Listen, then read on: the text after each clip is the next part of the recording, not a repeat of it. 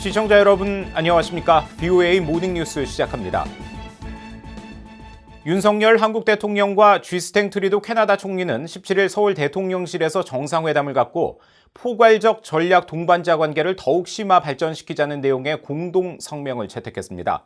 양국 정상은 회담 뒤 공동 기자회견에서 수교 60주년을 맞은 두 나라가 향후 60년간 함께 더 강력한 파트너십을 구축해 나가기로 했다고 밝히고 안보 분야에서는 규범에 기반한 국제 질서를 구축하고 자유민주주의 수호를 위한 공동 노력을 한층 더 강화하기로 했다고 밝혔습니다. 윤 대통령은 기자회견에서 영내 평화와 안정을 위협하는 북한의 지속적인 핵 미사일 개발과 그 위협을 강력히 규탄했으며 북한 인권의 실상을 널리 알리고 북한 인권 상황을 개선하기 위한 양국 정부와 민간 차원의 협력을 더 확대해 나가기로 했다고 밝혔습니다.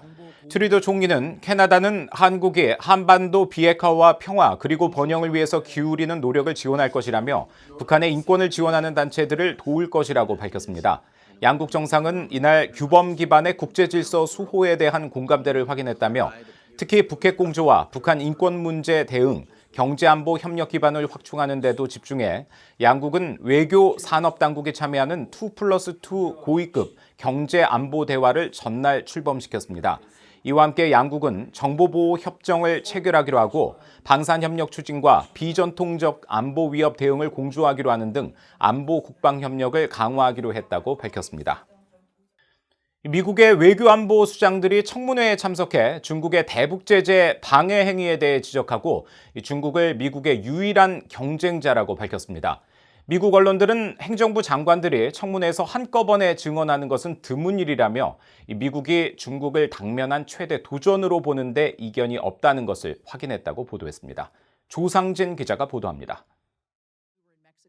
미국의 국무장관과 국방장관, 상무장관이 모두 참석한 가운데 2024 회계연도 예산심사와 대중정책 점검을 위한 상원 세출위원회 청문회가 16일 열렸습니다.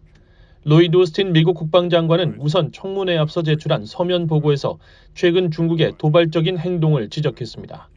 중국군이 유엔의 대북 제재 이행을 돕는 항공기를 괴롭히는 등 동중국해와 남중국해 상공의 국제 영공에서 미국과 동맹국의 항공기를 상대로 위험한 방해 행위를 거듭해왔다고 밝혔습니다. 청문회 모두 발언에서는 중국을 미국의 유일한 경쟁자로 지목했습니다. The PRC is our only competitor with both the intent and increasingly the capacity to reshape the international system to suit its autocratic preferences. 오스틴 장관은 이어 중국 문제는 범정부적인 노력을 통해 다뤄져야 한다며 미국은 민주주의적 가치와 경제적 활력, 기술적 역동성, 외교적 영향력, 그리고 군사력 등 미국의 핵심 강점을 가지고 이 역사적인 과제들을 해결할 것이라고 강조했습니다. 토니 블링컨 국무장관도 이날 청문회 모두 발언에서 중국은 미국의 가장 중대한 지정학적 도전이라고 지적했습니다. China represents the most consequential geopolitical challenge that we face today. A country with the intent and increasingly the capability to challenge our vision for a free, open, secure, and prosperous international order. 블링컨 장관은 청문회에 앞서 제출한 서면 보고에서 미국은 중국을 봉쇄하려는 것이 아니라며 미국은 동맹 파트너 국가들과 마찬가지로 중국과 포괄적인 무역 투자 관계를 계속 갖고 있다고 밝혔습니다. 이어 다른 나라들이 미국과 중국 중 하나를 선택하도록 요구하는 것이 아니라 오히려 더 매력적인 선택을 제공하고 있는 것이라며 미국이 경쟁을 촉발할 수 있다면 그것은 모두에게 이익이 될 것이라고 밝혔습니다. 이날 청문회에 함께 출석한 지나 레이몬도 상무장관은 지난해 10월 중국에 대한 반도체 수출 통제 이후 현재 수출 통제 목록에 모두 2,400개 단체가 이름을 올렸으며 중국과 러시아가 제재 대상 상위 2개 나라라고 밝혔습니다. 이런 가운데 국방장관은 청문회에서 한국에 대한 확장 억제 공약의 중요성을 강조했습니다. 오스틴 장관은 미국은 소중한 동맹인 한국과 함께 우리 연합군이 북한을 계속 억제하고 연합 방위 훈련을 확대하는 것을 포함해 동북아의 평화를 위해 협력하고 있다고 밝혔습니다.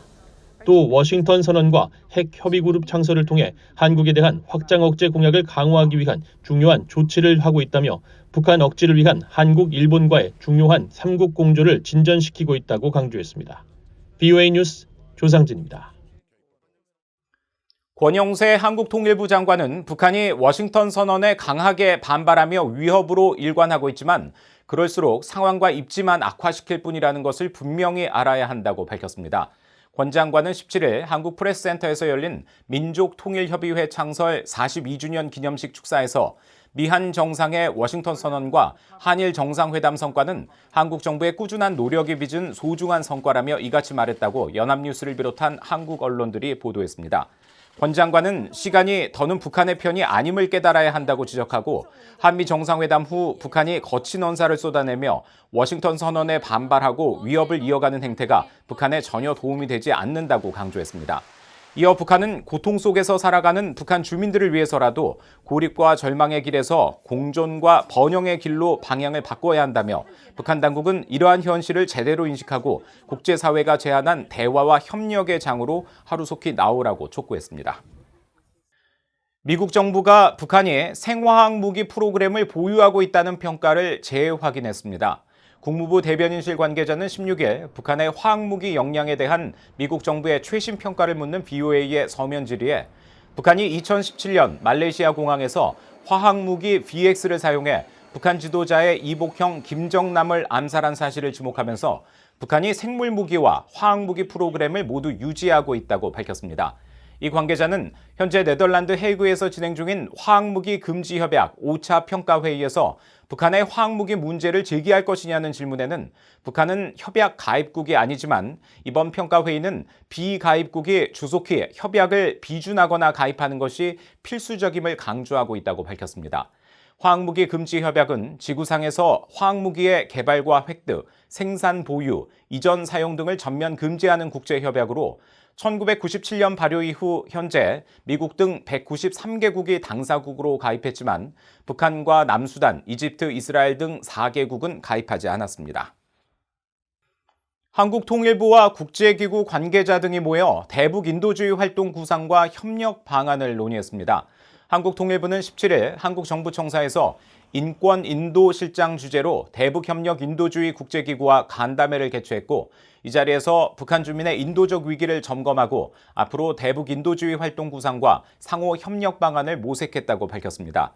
통일부의 박형일 인권 인도 실장은 간담회에서 북한 당국이 민생을 위해 한국과 국제사회의 인도주의 활동을 하루빨리 수용하길 바란다고 강조했고 회의 참석자들은 북한 주민이 고통에서 벗어날 수 있도록 돕는 것이 국제사회의 의무라며 신속하고 실효적인 지원이 이루어지도록 서로 협력하기로 뜻을 모았다고 통일부는 밝혔습니다.